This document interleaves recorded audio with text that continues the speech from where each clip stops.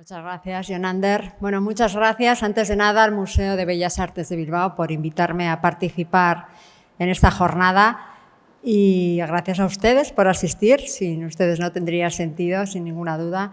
Y gracias también a la familia de la Sota, un agradecimiento que aprovecho a hacer público ahora porque considero que es un privilegio el poder trabajar y estar trabajando con un archivo familiar que se ha mantenido prácticamente intacto durante décadas y que es un elemento imprescindible para poder hacer este trabajo de reconstrucción y de reclamaciones de algunas obras de arte que siguen sin aparecer. Así que, si les parece, vamos a comenzar directamente. Hablando de la incautación, sí haré una precisión, voy a hablar única y exclusivamente de la incautación de la colección de arte, que es el contexto de estas jornadas. Evidentemente, en el contexto de lo que ocurrió durante la Guerra Civil, la incautación abarcó todos los bienes de la familia y una serie de inmuebles, acciones, empresas, que por supuesto tiene una dimensión muy superior a lo que representa en sí la incautación de la colección, pero vamos a centrarnos en ello porque es una característica algo propio de aquel momento histórico y muy en línea, que explica muy bien el cambio, ese momento de crisis absoluta que se produce en ese Bilbao cultural que hemos podido ver de la mano de Javier Novo y de Miriam Malzuri hasta ahora y que cambia radicalmente la perspectiva. He propuesto dividir la presentación en 4 etapas de la incautación de la colección. Como ven, un primer momento de la incautación y siguiendo la dirección de las agujas del reloj. Es importante después considerar la dispersión. Esto es básico porque gran parte de las recuperaciones solo son posibles si se conoce la ubicación de las piezas. Por lo tanto, esta dispersión generó una serie de problemas y sigue generando hoy en día problemas para localizar las obras. En tercer lugar, las reclamaciones, cómo se promueven. Es diferente las reclamaciones que se hacen inmediatamente al final de la Guerra Civil, a principio de los años 40, de las que se plantean hoy en día, que son 8 décadas, casi 9 décadas después, porque hay una serie de cuestiones legales que no son las mismas. Y por último, hoy tocaremos algunas de las restituciones, tanto de las más significativas, de las iniciales, como de las más recientes. Y permítanme que haga una breve referencia a los antecedentes de lo que estaba ocurriendo en los meses inmediatos previos a esta incautación, porque viene muy bien a entender por qué las obras de arte y por qué el patrimonio histórico-artístico se convirtió durante la guerra en un foco de atención. En un elemento, como decía el poeta y pensador falangista Jiménez Caballero, se convirtió en una herramienta de conquista y en un arma de guerra. Esta primera imagen muestra lo que es la Junta del Tesoro Artístico, ese organismo que 5 días después del estallido de la guerra, el Gobierno de la República creó para promover una serie de actuaciones de defensa del patrimonio histórico. A nadie se escapa que en los primeros momentos revolucionarios hubo una serie de ataques a iglesias y ocupaciones de ciertos palacios. De forma que el patrimonio histórico, desde muy al inicio de la guerra, se promovieron una serie de políticas de protección. Esta es otra imagen de momentos en los que se estaban evacuando, incautando preventivamente, y aquí hay una diferencia, vamos a hablar de incautaciones, pero hubo incautaciones preventivas e incautaciones represivas. Y esto es un tema importante a diferenciar. En este caso estamos viendo unas incautaciones preventivas y una serie de movimientos y de iniciativas que se promovieron para que no se destruyese el patrimonio histórico, se respetase a pesar de los momentos de guerra. Aquí vemos unas imágenes del Palacio de Liria. Esto es lo que estaba ocurriendo en Madrid en 1936, pocos meses después del inicio de la guerra. El Palacio de Liria había sido ocupado por los milicianos comunistas y posteriormente fue bombardeado por la aviación italiana, que era aliada de las fuerzas nacionales. Y estas son unas imágenes de la evacuación del Museo del Prado. Ante los riesgos que estos bombardeos podían generar para el patrimonio histórico, se promovió una evacuación del Prado, primero a Valencia, posteriormente a Barcelona, Castillo de Peralada y por último salió con dirección a Ginebra. Aquí pueden ver cómo quedó el museo. Diríamos que la situación en el País Vasco era diferente, no es exactamente, las circunstancias fueron las mismas que, por ejemplo, en Madrid o en otras zonas del centro de España, porque en este caso pues, Euskadi ya había constituido su gobierno para el mes de octubre de 1936 y tenía competencias propias en la gestión y la salvaguarda del patrimonio histórico. De hecho, se creó un organismo que sería el equivalente a esa Junta del Tesoro Artístico y que estuvo dirigido por un personaje del que se ha hablado a lo largo de estas jornadas. José María Ucelay fue el director general para la protección de bibliotecas y bienes artísticos en el País Vasco. Bajo su dirección se hicieron también una serie de incautaciones preventivas, vuelvo a insistir en este adjetivo de preventivas, con el objeto de protegerlas del momento en que pues Bilbao previsiblemente podía caer a lo largo de la guerra. Y este es un depósito franco, fotografías que se han localizado de este depósito franco en Uribitarte. Entramos directamente. ¿Qué pasó con la colección de Ramón de la Sota, con esa colección construida a lo largo de finales del 19 y hasta prácticamente 1936? Bueno, he preparado aquí un pequeño esquema que no pretendo que sigan, pero sí nos sirve para identificar los momentos, los hitos relevantes y cómo se van intercalando las actuaciones de la Guerra Civil, el avance, con la incautación de la colección hasta la imposición de la sentencia y de la multa por responsabilidades políticas. Como verán arriba, julio del 36, el estallido de la guerra, un mes después ya ha fallecido Ramón de la Sota.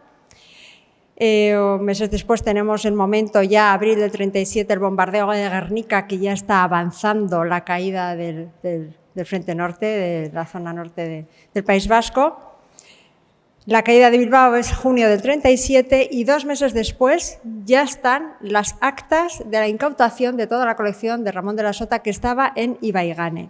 Es decir, muy poco tiempo tuvo que pasar desde el momento en que entraron las fuerzas nacionales en el País Vasco, en concreto en Bilbao, y se produjo ya esa incautación y se levantaron actas detalladísimas de todas las obras de arte que estaban colgados en el Palacio de Ibaigane. En parte, gracias a esas actas y al gran trabajo que ha desarrollado el museo de la mano de Javier Novo para esta exposición, se ha podido reconstruir qué estaba colgado en cada una de las viviendas que tenía Ramón de la Sota. El otro elemento importante han sido las testamentarías y voy a insistir a lo largo de esta exposición, como van a ver, en que estos dos documentos se convierten en pruebas documentales básicas para demostrar no solo la titularidad de esas obras de arte, sino también para justificar su posesión previa a la incautación. Elementos básicos en cualquier reclamación de obras de arte.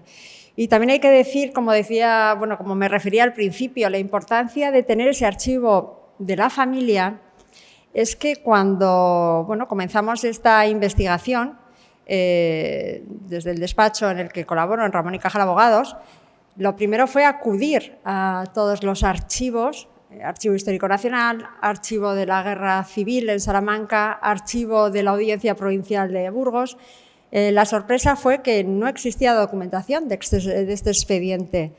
El expediente había sido expurgado y esta fue la información que nos dieron. En algún momento, en los años 50, algún funcionario eliminó todas las pruebas de lo que había quedado de este expediente de responsabilidades políticas, por lo que ha sido muy importante poder contar con los archivos y con la documentación que había ido guardando la familia.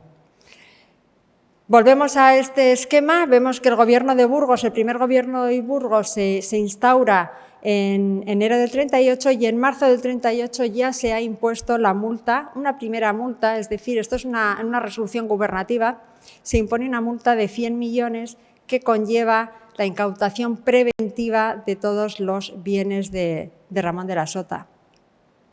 Un mes después se está incautando los bienes que estaban en el otro palacio, en Lertegui. Como ha explicado muy bien Javier Novo y Miriam también, al final la colección de arte se dividía entre estos dos viviendas, estas dos residencias, el arte antiguo en Ibaigane, el arte contemporáneo vasco en Getxo, en Lertegi. Y por último hago esta referencia a la Ley de Responsabilidades Políticas porque realmente hasta casi el final de la guerra no se promulga una Ley de Responsabilidades Políticas sobre la que plantear muchas de las acusaciones que se hace contra todas las personas que no eran afectas o que se consideran, y ahora hablo en terminología de la época, ¿no? Se consideraban enemigos de la España nacional. Esta ley de responsabilidades políticas da lugar a que ya en julio de 1940, justo finalizada la guerra, la multa de los 100 millones ya se impone por sentencia judicial firme y bueno, esto conlleva ya que se empiecen a trasladar a propiedad del Estado muchos de los bienes de la familia. Una breve referencia a estos dos barcos porque tienen bueno, una cierta importancia. La colección de arte, cuando cae Bilbao, en junio del 36, seguía colgada en las paredes del Palacio de Ibaigane y de la Casa de Lertegi. Es decir, no se había producido ninguna incautación preventiva por parte de esa dirección general que dirigía Ucelay, pero sin embargo algunos cuadros sí que habían salido con dirección a París, solo cuadros de representantes de artistas vascos como Aurelia Orteta, Guinea o Guiart, habían salido una representación de cuadros para participar en el apartado vasco dentro de la Exposición Internacional de París de 1937.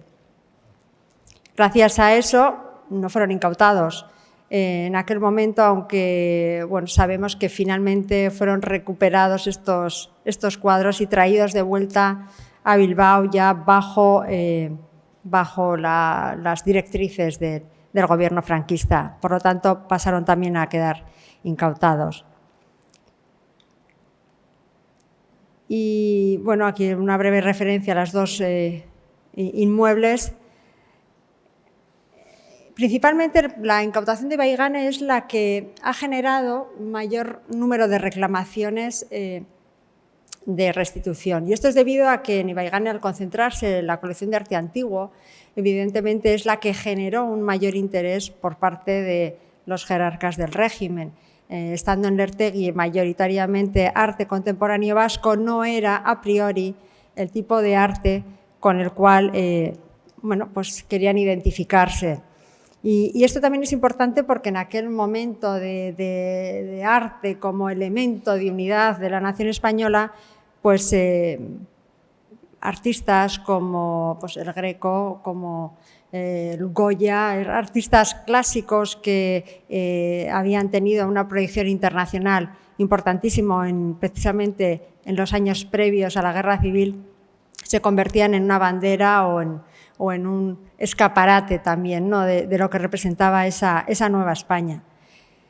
Esto sería como elemento de, ya sé que no van a poder leerlo, pero esto es un ejemplo de cómo se construye un acta de incautación, en concreto estas del Palacio de Ibaigane, y aquí se pueden ver identificadas cada una de las obras de arte con una valoración, una tasación, y en medio hay un apartado que dice la persona y lugar donde han quedado depositadas. Bueno, estas obras de arte todas fueron trasladadas al secretario de la Comisión de Justicia de la Junta Técnica del Estado. La Junta Técnica del Estado era ese organismo que crearon bueno, el bando nacional antes de constituir el primer gobierno de Burgos.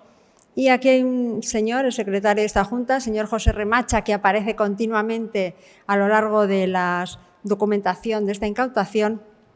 Él recibió esos bienes y sabemos bueno, pues que es el que hizo la gestión posterior de esas obras, ¿no? Y lo primero que hacen con las obras que se incautan en Ibaigane es promover una cierta dispersión. Y pasamos al segundo apartado. Como decía, es importante porque este elemento es básico para perder el rastro de muchas de las obras desde un primer momento. Estamos hablando que en 1937 los camiones ya estaban en dirección a Burgos primero y posteriormente se trasladaron a Madrid para distribuir alguna de esas piezas entre distintos despachos ministeriales.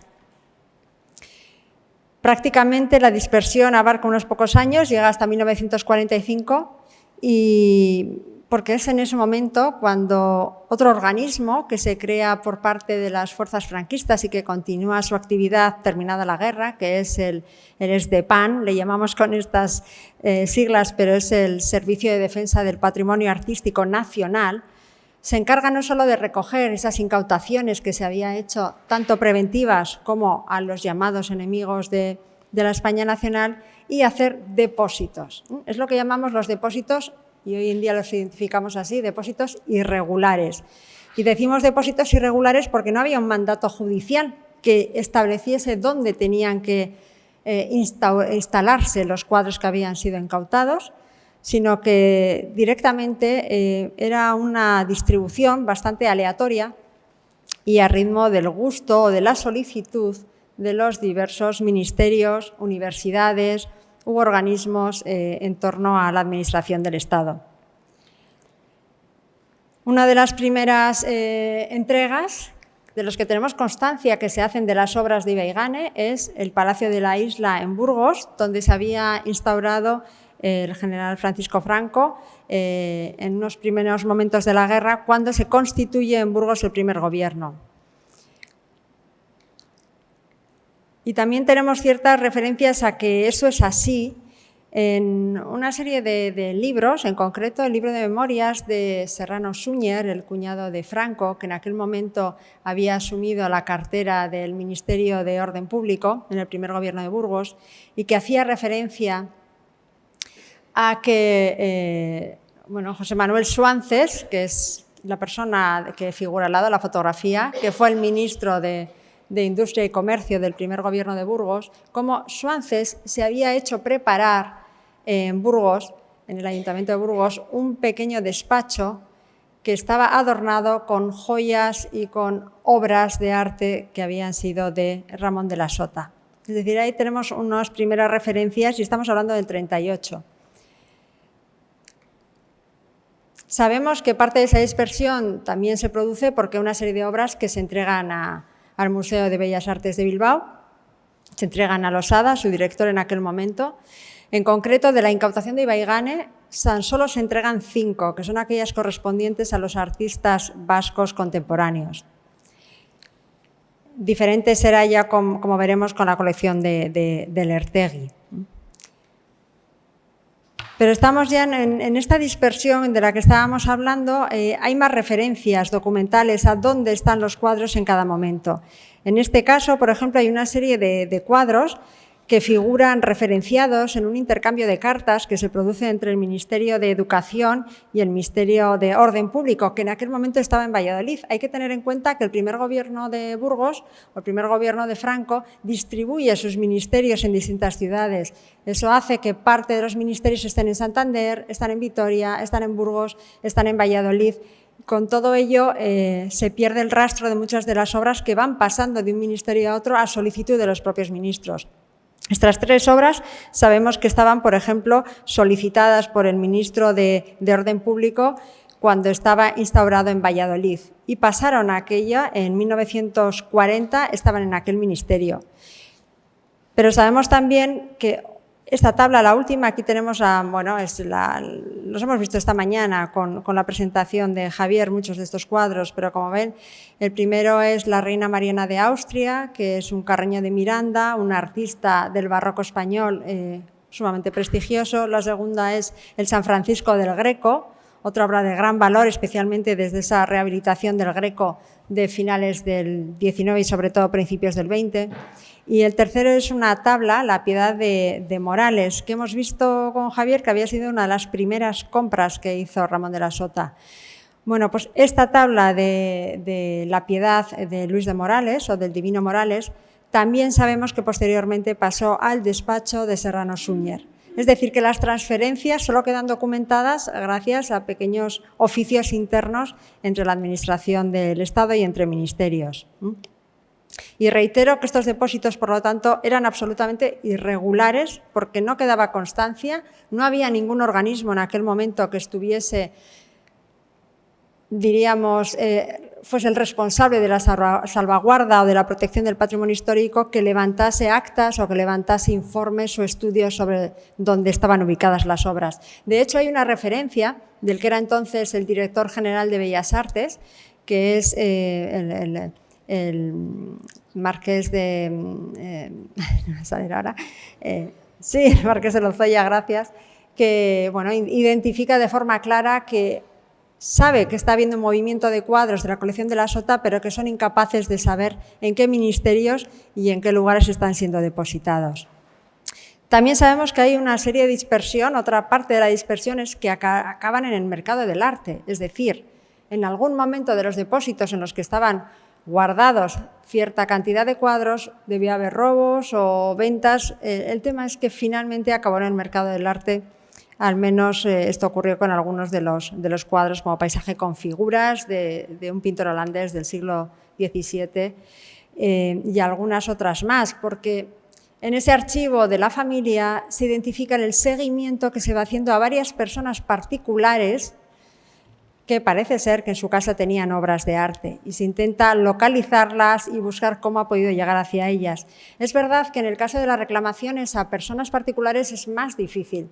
¿Por qué? Porque estamos jugando con la buena fe o con la supuesta buena fe de quien adquiere en el mercado del arte y no tiene por qué saber el origen ilícito de esa obra. Mientras que en el caso de la Administración del Estado, siempre que la incautación la hizo la propia Administración del Estado, esos depósitos no dejan de haber quedado, no hay ninguna buena fe, porque se incautó y se quedó depositado en el Estado, con lo que las reclamaciones son siempre más sencillas, y esto lo habrán visto también en el caso del expolio nazi o de otros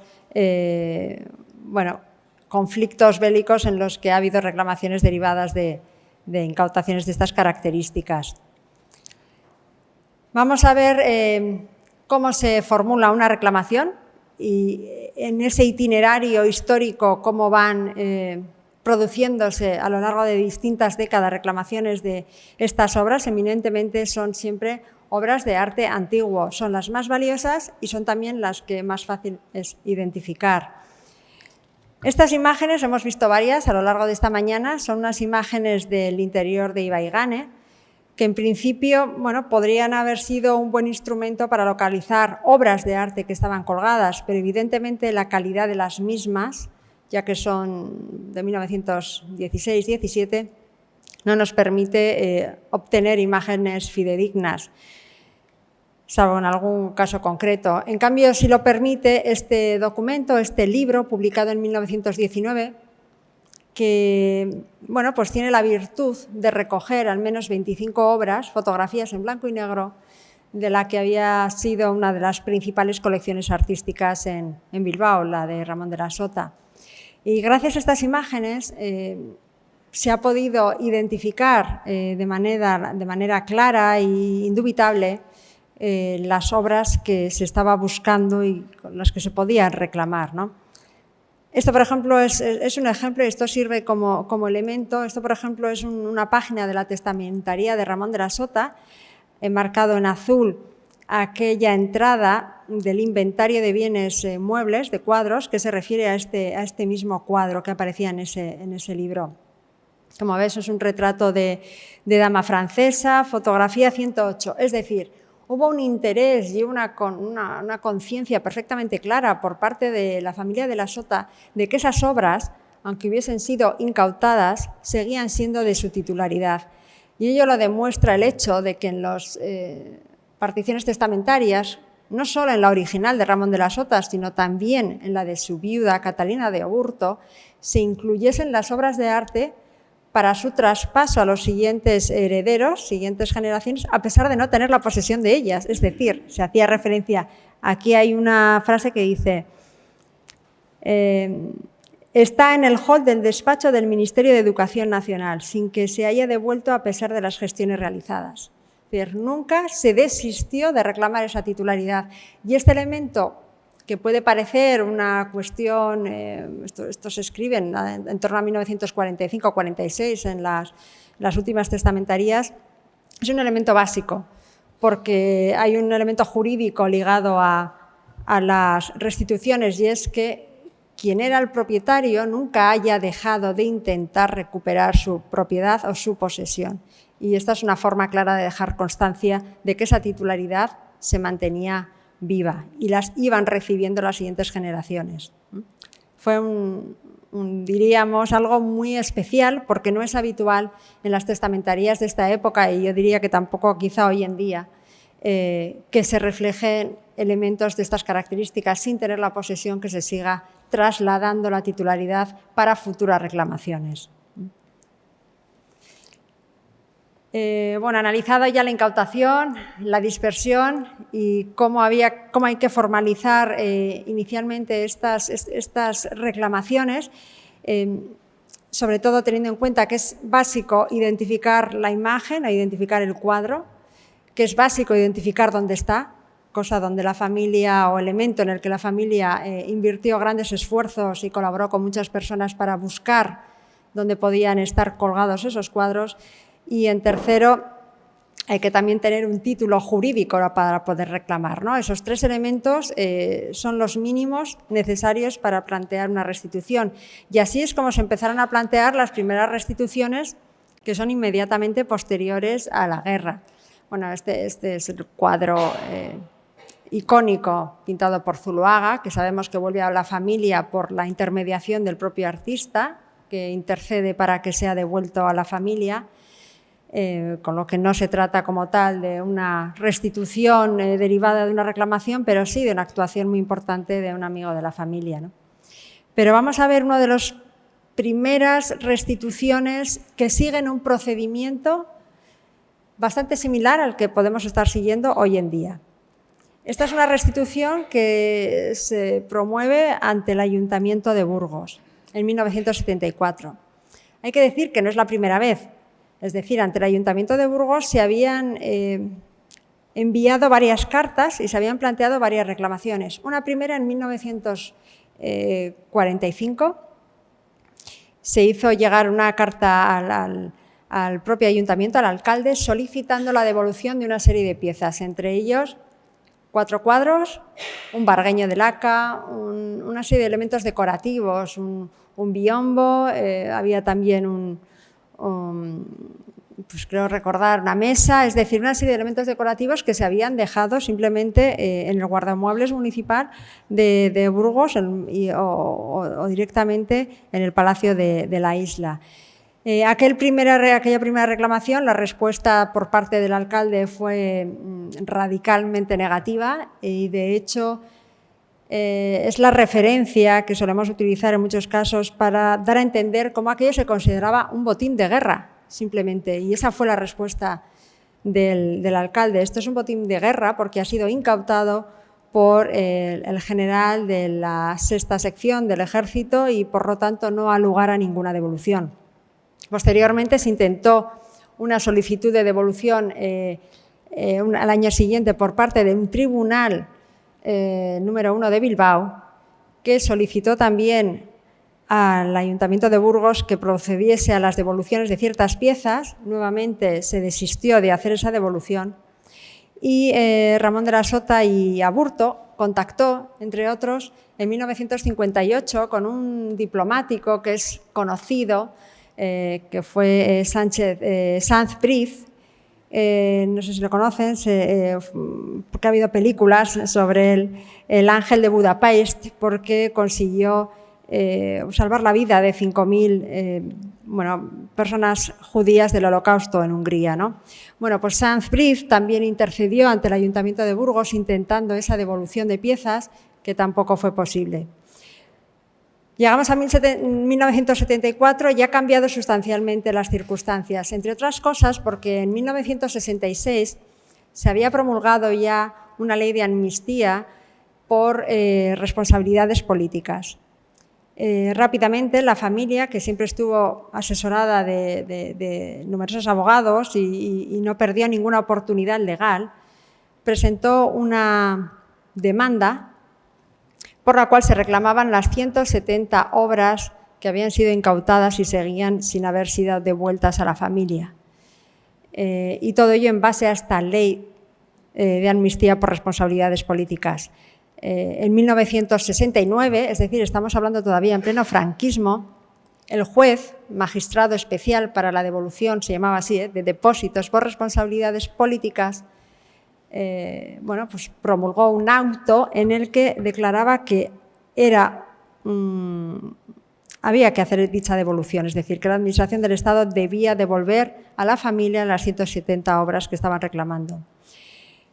Evidentemente, este fue un éxito increíble que permitió que se iniciase una nueva etapa de reclamaciones como esta que vamos a comentar ahora frente al Ayuntamiento de Burgos con nuevas garantías, porque en este momento no se trataba ya solo de demostrar que la obra era de la familia, que había sido incautada y que se conocía dónde estaba ubicada, sino que ahora tenían de respaldo legal un auto judicial que ordenaba dicha devolución. Y efectivamente fue así posible. Se dirigieron al Ayuntamiento de Burgos, José María de la Sota y otros miembros de la familia hicieron una especie de paseo por el interior del ayuntamiento, pudieron identificar esta pieza en concreto, que es una dama con una toquilla, o le podemos llamar también, ¿no?, atribuida a Lenza, que luego se le ha cambiado la atribución, como nos ha comentado Javier Novo esta mañana. Y bueno, hubo un análisis de la situación jurídica. Lo primero que se determinó es que el ayuntamiento no la había incorporado su titularidad a su patrimonio y, por lo tanto, seguía siendo un depósito. Y, como hemos referido inicialmente, un depósito es una figura jurídica según la cual, en el ordenamiento español, el depositante siempre puede reclamar y el depositario tiene la obligación de devolver en el momento en que el depositante lo reclame, él o sus causavientes. Este fue el argumento jurídico que planteó el ayuntamiento y, en base a esto, procedió a la devolución. Hay que decir que, previamente a devolverlo, hizo una consulta al jefe de la sexta sección militar, que bueno, es quien inicialmente el Ejército había hecho ese depósito, para que no pusiese objeciones a tal devolución. Bueno, no se pronunció y efectivamente el ayuntamiento pudo devolverlo. A partir de aquí se plantearon otra serie de reclamaciones en estos mismos términos, apoyados en la sentencia judicial de 1969. Estas cuatro piezas fueron parte de la reclamación que se trasladó al Ministerio de la Gobernación en 1978. No sin antes que hubiese bastante objeción y bastantes respuestas negativas por parte del citado ministerio. La familia siempre había planteado las reclamaciones como reclamaciones gubernativas o extrajudiciales. En este caso, ante la negativa de lo que en aquel momento era la Abogacía del Estado, tuvieron que presentar una demanda judicial que fue admitida a trámite en el Tribunal número 9 en Madrid. Y gracias a esa demanda se consiguió 2 años después que se formalizase la devolución de las piezas. Vemos aquí 3 de las piezas: el vuelo de Brujas de Goya, la Doña Mariana de Austria, de Carreño de Miranda, y el Greco, el San Francisco del Greco. He incluido esta otra foto aquí porque este retrato de militar atribuido a López Portaña sigue sin aparecer. En aquel momento dijeron que no aparecía y, bueno, seguimos a la búsqueda porque en la actualidad, en 2023, en el Ministerio de Interior siguen diciendo que no está dentro de sus inventarios. Y a partir de entonces, bueno, se dieron una serie de restituciones. En el caso, sobre todo, de los artistas vascos contemporáneos, siguió un trámite diferente porque, como decíamos, nunca llegaron a llevarse a Burgos, nunca llegaron a trasladarse directamente a Madrid, se quedaron en el entorno de Bilbao. Ello permitió que, cuando la viuda de Ramón de la Sota planteó un juicio universal sobre la testamentaría de su marido, los tribunales de Bilbao reconociesen que la mitad de los bienes de Ramón de la Sota y Llano pertenecían a su mujer y, por lo tanto, en la incautación que se había hecho había que eliminar o restar o separar todo aquello que podía pertenecer a su esposa. Eso permitió que gran parte de la colección de arte vasco contemporáneo fuese por ese camino devuelto a la familia. Sin embargo, quedaban todavía 2022, una serie de obras. Cuando hablamos del número es difícil identificarlo porque es una colección viva, pero prácticamente a día de hoy pueden quedar 50 o 60 piezas todavía sin localizar o por devolver. Y en este caso, esta devolución de 2022 fue debido pues, prácticamente a una casualidad. Yo creo, como ustedes conocen, un miembro de la familia, un bisnieto de la familia, localizó casualmente en una página web de paradores de turismo una imagen que reflejaba un cuadro en el que, pues, por memoria de la familia, había formado parte de esta colección. Y además hay que decir que era un cuadro especialmente importante. En las cartas de Ramón de la Sota y Aburto, que es realmente el titular de toda la colección de Ibaigane, y eso es importante reflejarlo, esta no es una colección que se dividiese entre todos los miembros de la familia, sino que toda aquella obra que estaba en Ibaigane fue un legado que dejó Ramón de la Sota y Llano a su hijo varón, diríamos, primogénito, y todas las obras de arte que estaban en Lertegui fue un legado que dejó a su hija María, donde se demuestra claramente que el coleccionista no quería que la colección se dispersase, sino que mantuviese cierta unidad. Esta obra había estado expuesta en el Palacio de Ibaigane y estaba expuesta en ese momento en el Parador de Turismo de Almagro, en Ciudad Real.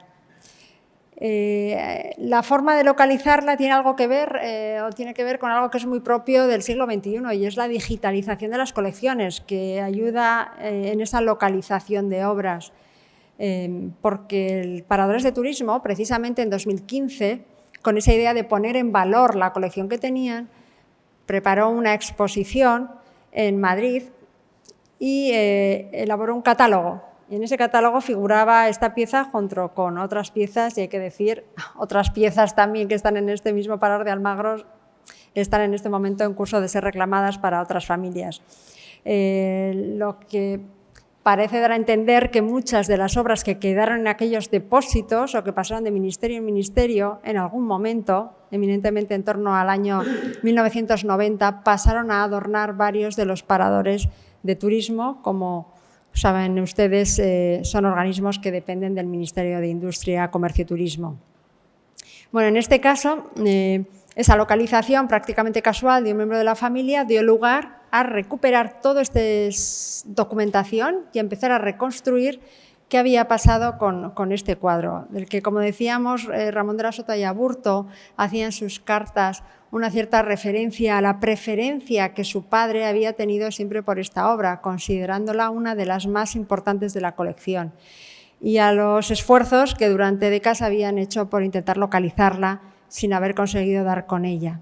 Bueno, hoy en día sabemos que desde 1970 hasta 1990, y eso lo sabemos hoy, había estado colgado en Madrid, en la entrada o en la sala de espera del despacho de la Secretaría de Estado, y que otra de las piezas que estaba también colgada, aquí tenemos a la reina María Cristina, que había estado colgada también en ese mismo edificio en una de las secretarías. Es decir, las obras habían mantenido, se habían mantenido como parte del mobiliario y del adorno de una serie de ministerios.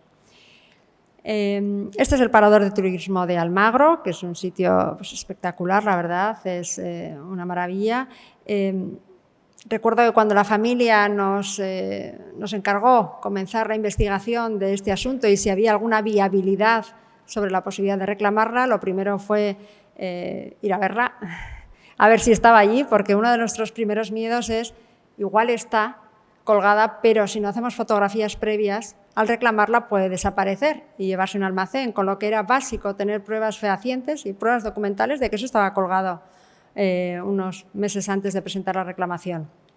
En concreto, como ven, el retrato de María Cristina, atribuido a López Portaño, hoy en día claramente de Luis de la Cruz, estaba colgado en lo que llamaban sala capitular, mientras que el cuadro de retrato de caballero, atribuido tradicionalmente a Porbuus, hoy en día a Van der Voort, estaba colgado en la entrada del parador.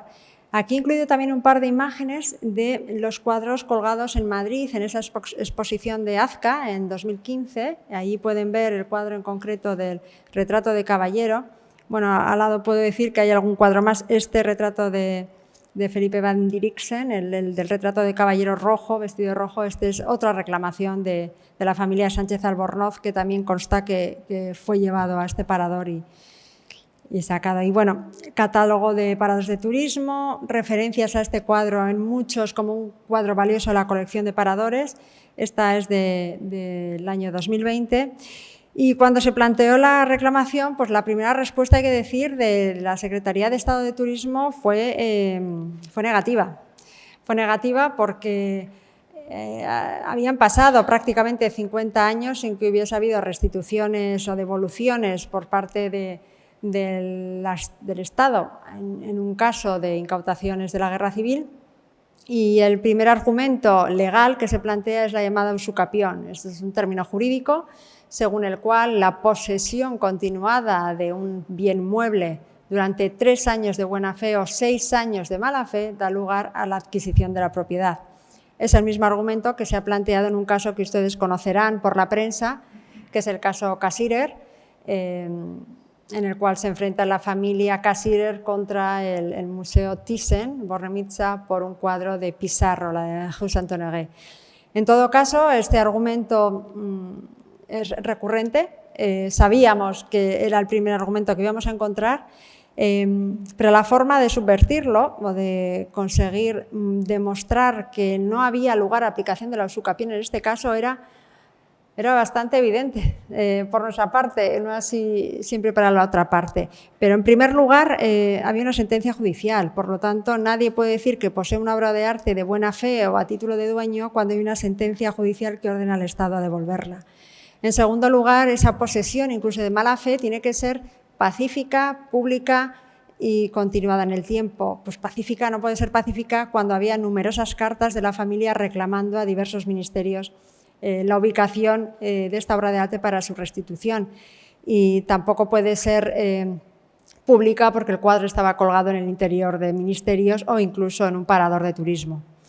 El hecho que fuese el parador de turismo en Almagro, precisamente, y aunque parezca curioso, fue un elemento importante en el informe que redactó la Abogacía General del Estado para justificar que una familia de arraigo en Bilbao no tenía por qué conocer que en Ciudad Real estaba expuesto esta pieza. Para reconstruir, hemos visto algunas de las imágenes previamente. Estas imágenes son básicas de ese Recuerdos Artísticos de Bilbao del 19. Y luego, como no, las testamentarías con la identificación y la descripción de cada uno de los cuadros, incluidas medidas, técnica pictórica y atribuciones. Como digo, esto es muy poco habitual y denota mucho la importancia que la familia dio desde el origen a la colección de arte. Lo mismo en el caso de María Cristina. Y bueno, y esto fue un momento que realmente cambió esta devolución. Como saben, la ministra de Industria, Comercio y Turismo vino aquí al Museo de Bellas Artes de Bilbao a hacer la entrega de la pieza, de las 2 obras, porque la familia pues, mantiene el depósito temporal aquí en el museo, y abrió un nuevo escenario de restituciones, nuevas posibilidades. Con este elemento ya conseguido y con una resolución favorable de la Abogacía del Estado había que iniciar nuevas reclamaciones, y el siguiente fue este cuadro, que era otro cuadro, diríamos, icónico en la familia porque representa a la marquesa de Llano, y como saben ustedes, Ramón de la Sota y Llano había solicitado en 1929 el marquesado de Llano, que había sido concedido por Alfonso XIII. En este caso, la imagen, bueno, pues casualmente en esta fotografía del comedor aparece un cuadro en el que se identifica parte de la imagen. Hicimos esta pequeña ampliación, que no es ninguna maravilla, pero por lo menos se identificaba bastante bien, y comenzamos las primeras reclamaciones al Ayuntamiento de Burgos para localizar la pieza, porque ahí es donde se había quedado. Las últimas informaciones es que en el 74 se pidió No se localizó y fue retomar todo lo que en el expediente se identificaba que se había hecho hasta entonces. La primera respuesta del ayuntamiento fue que no aparecía, que allí no estaba colgado en ninguna pared, pero es cierto que el responsable del patrimonio del ayuntamiento pues, se avino a buscarlo. Mantuvimos una primera reunión con él para que hiciese gestiones fuera de lo que son las paredes del ayuntamiento y buscase en algún almacén. Todos los ayuntamientos tienen almacenes donde se guardan obras de arte o objetos de decoración. En su caso, 2 meses después, nos llamó para decir que la había localizado y que esperaba que fuésemos a verla para ver si era la misma. En este caso, Javier Novo, del Museo de Bellas Artes de Bilbao, también recuerdo que fuimos una mañana a Burgos y efectivamente él pues, ayudó en esa identificación y un análisis preliminar del estado de conservación de la pieza. Importante en este caso es que, aparte de esta imagen en mala calidad, podíamos tomar también como referencia la imagen de este cuadro de gran formato que está en la Real Academia de Bellas Artes de San Fernando, donde el segundo marido de la marquesa de Llano había donado este cuadro pintado por Mengs. Ya en 1770 había sido pintado y él lo donó en 1838. Es decir, el cuadro principal está allí colgado y había sido pintado por Mengs, está ampliamente documentado. Esta pieza, pues el museo está estudiando de quién puede ser, si está atribuida a qué artista, porque las referencias que había en la testamentaria era réplica o copia de Mengs, con lo que todavía está por identificar a quién pertenece. En definitiva, bueno, la entrega se produjo en el ayuntamiento con la alcaldesa. En este caso, los argumentos jurídicos fueron similares. A diferencia en el caso de paradores de turismo, el ayuntamiento hizo una resolución por parte también de sus servicios jurídicos. La argumentación, en el sentido de que es un depósito irregular, fue exactamente la misma. Quizás, si cabe, fue interesante el que planteasen que no tenían ningún título. Ellos no tenían ningún título, no sabían cómo había llegado eso ahí, por lo tanto, ni había sido donado, ni había sido comprado, ni adquirido, por lo tanto, eso se había quedado allí depositado. No tenían título alguno y, por lo tanto, lo único que correspondía era devolver. En tercer lugar, lo que plantearon es que había una orden judicial y lo que tenía que hacer es cumplirla, fuese cuando fuese, hubiesen pasado los años que hubiesen pasado. Y, en cuarto lugar, que en aplicación de la Ley de Memoria Democrática correspondía la reparación a la víctima. Hay que entender que en la primera devolución de paradores de turismo todavía no estaba en vigor la Ley de Memoria Democrática, no se podía utilizar, estaba simplemente todavía a nivel parlamentario en discusión. En este caso, bueno, el artículo 30 y 31 reconoce expresamente que las víctimas de la represión durante la Guerra Civil o durante el franquismo tienen derecho a una reparación y a una, no le llamamos indemnización, pero sí a una restitución material que luego hay que concretar, pero tienen derecho a una cierta reparación material en todos los órdenes o en todos los ámbitos. Ramón de la Sota y Llano obtuvo en 2022 su título de víctima, el reconocimiento de víctima por parte del Gobierno, y esto, bueno, pues es un elemento también básico para poder solicitar la aplicación de esta ley. Sí, ¿qué pasa hoy en día? ¿Dónde estamos? Bueno, pues siguen sin aparecer una serie de obras de arte. Como digo, pueden ser en torno, por nuestros cálculos, a 50 o 60.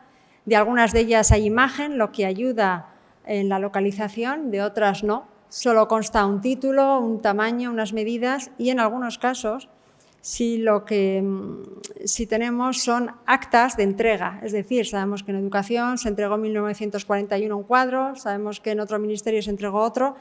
Ahora la labor es ardua, la de conseguir que los ministerios, pues, con transparencia digan si están o no las obras. También es verdad que en algunos casos puede ocurrir, como pasó en Burgos, que estas piezas han sido entregadas en depósito a una universidad u otro organismo.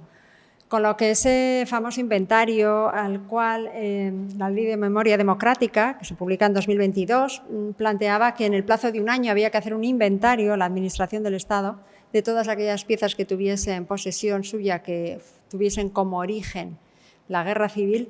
bueno, pues no se ha completado, se ha hecho parcialmente. En el caso, por ejemplo, de la última publicación que habrán visto en la prensa del Ministerio de Cultura, si alguien va a buscar colección de Ramón de la Sota, no existe, porque esta incautación no pasó por los cauces habituales, fue directamente realizada por el Ejército y llevada a Burgos de una forma bastante irregular, lo que todo denota que, bueno, pues fue considerada un elemento represivo más que simplemente basada en la normativa del momento de responsabilidad primero civil y después política. Y por último decir que el caso de la Sota pues, es excepcional en varias cosas. Es excepcional en la cuantía de la multa, es excepcional en el volumen de obras incautadas, pero también es excepcional en la represión o el castigo que supuso la incautación de todos los bienes de las empresas, inmuebles, etcétera, que la familia ha luchado en diversos ámbitos judiciales por la recuperación. En el caso de los inmuebles también ha sido muy evidente, pero que hubo otros casos similares, por ejemplo, y que algunos de ellos están hoy en día en proceso de reclamación al menos. El coronel Sicardo, un coronel republicano, les incautaron una colección de 100 obras, no de la calidad artística de Ramón de la Sota, hay que decirlo, una colección bastante menor. En el caso de Pedro Rico del Alcalde eran 25 obras de arte, algunas localizadas ya en el Museo del Prado, debido precisamente a que pasaron por esa junta de incautación que la colección de la Sota nunca pasó.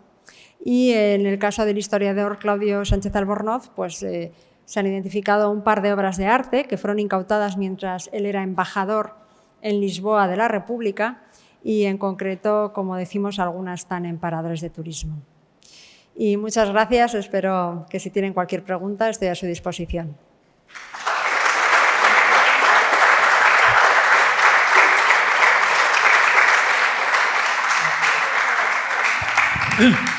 Teresa, muchas gracias por todo lo que has dicho. Pero me gustaría poner dos nombres al proceso de incautación de esta colección.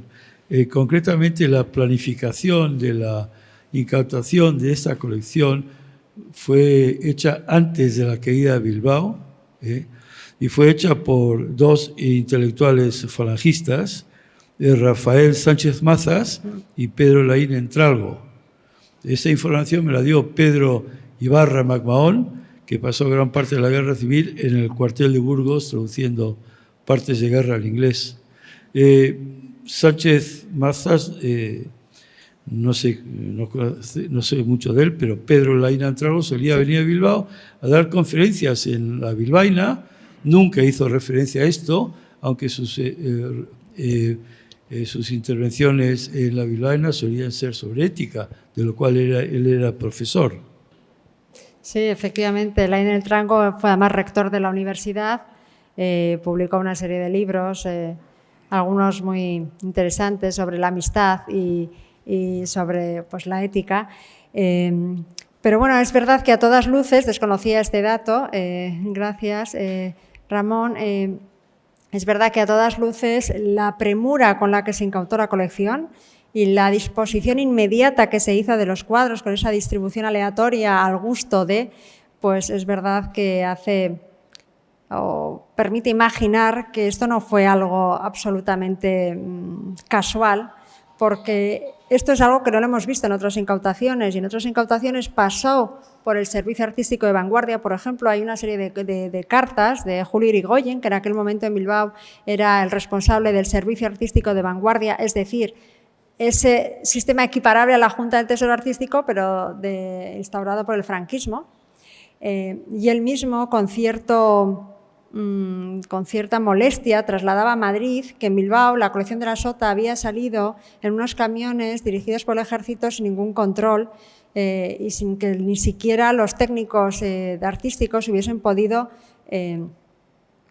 hacer un inventario, ni ver el estado de las obras, ni saber qué se estaban llevando. También el museo de aquí de Bellas Artes de Bilbao presentó en 1938, promovió desde el patronato el que se hiciesen gestiones para saber qué estaba pasando con la colección de la Sota, que se sabía que se había distribuido hacia Madrid o hacia Burgos y no se conocía su paradero y que esa colección debía volver a Bilbao. Efectivamente, esto fue algo un poco más orquestado de lo que podemos imaginar a priori. Patricia, yo también felicitarte no solamente por la ponencia, sino por todo el trabajo que venís haciendo. Solamente me ha surgido una duda ahora. Ya sabes que en el transcurso de la investigación aparecieron unas cartas de Ignacio Zuloaga diciendo que en el año 40, bueno, en la época de la guerra, él había ido a Burgos. O sea, es que Zuloaga, el tramo final de su vida, está muy ligado a esa propaganda nacional también en materia de arte, y había visto allí 2 cuadros suyos, el retrato y la merienda, que los había visto muy estropeados y que había decidido llevárselos a Zumaya. Entonces, claro, en el contexto de pues bueno, esa figura, ¿no?, de Zuloaga, que está siempre tan pendiente de sus amigos y de sus amistades, aunque sean ideológicamente a veces en otra posición, consigue además restituir las 2 obras a la familia. Entonces, me preguntaba ahora, según te escuchaba, al propio pintor, o sea, ¿con qué facilidad se le devuelven unas obras que efectivamente han sido incautadas? O sea, es casi un botín de guerra. O sea, él pasa por Burgos y dice, bueno, me llevo esto. Y 2, ¿qué consecuencias podía haber traído para él habérselo devuelto a la familia? Entiendo que era una persona prácticamente intocable, ¿no?, en la España del año 45. Pero bueno, por especular un poco en ese contexto. Gracias. Sí, muy interesante, gracias, Javier. Efectivamente, en esta idea de descontrol sobre esa incautación, en la que lo único que tenemos son esas actas, no hay ningún análisis artístico sobre su estado de conservación, sobre nada referido a ni siquiera a la identificación, más allá de que copian directamente lo que aparecía en la testamentaría y lo reflejan. No hay ninguna aportación más.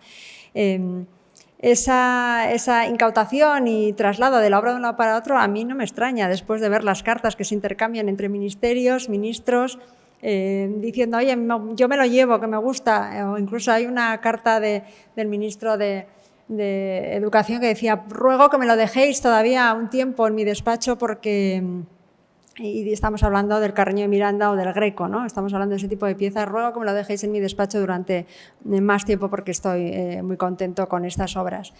O ese movimiento de Suances que no solo se lleva a su despacho, como dice, un apeadero que monta en Burgos una serie de obras, sino que además cuando viene a Bilbao como ministro de Industria y Comercio, se instala en Guecho y se instala en la casa de una de las hijas de Ramón de la Sota, que había sido incautada, y se instala con los muebles, con las sábanas, con el menaje, con todo lo que había. Es decir, que había una cierta inquina, ¿no?, y una voluntad, hablábamos al principio de memoria, ¿no?, pues de borrar esa memoria de a quién había pertenecido y quién había sido la familia que había detentado toda aquella colección y aquellos edificios, ¿no? Entonces, el caso que Zuloaga se lo llevase, ¿qué podía haber significado? Pues precisamente, seguramente, con la excusa de voy a darles unas pinceladas para arreglar, me lo llevo, e intervino a favor de la familia. No creo que hubiese habido una respuesta, porque en ese momento no había los cuadros no habían llegado nunca a pasar a ser propiedad del Estado, es decir, ni siquiera podía haber una demanda porque era un depósito y como tal depósito la única autoridad que tenían sobre esos bienes era que habían sido incautados y depositados irregularmente en un sitio u otro, ¿no? Pues Zuloaga, que no era un hombre que le faltasen recursos, seguramente podría haber dicho que él se los había llevado y que casualmente pues siguen depositados en otro sitio. Es decir, todo es bastante poco claro en aquel momento y jurídicamente estaba todo cogido con pinzas con esta colección, ¿no? Por eso ese interés que ha habido durante años de decir que la usucapión es la forma de adquisición y que todo esto ha sido usucapido por la Administración del Estado y que bueno, ahora se ha podido poner en cuestión y romper con esa inercia. Una pregunta rápida. Muchas gracias, Patricia, porque me ha parecido muy interesante y muy documentada la exposición. Tengo curiosidad por un tema. Si resulta que uno de esos 50, 60 cuadros estuviera en manos privadas, en una propiedad privada, que probablemente podría haber llegado por una compraventa, o puede ser una donación, una herencia, podrían alegar una usucapión en ese momento, claro, una posesión de buena fe continuada, adquieres la propiedad. Evidentemente eso contradice un poco el espíritu de la argumentación de la abogacía del Estado en el caso del Parado de Almagro y, por supuesto,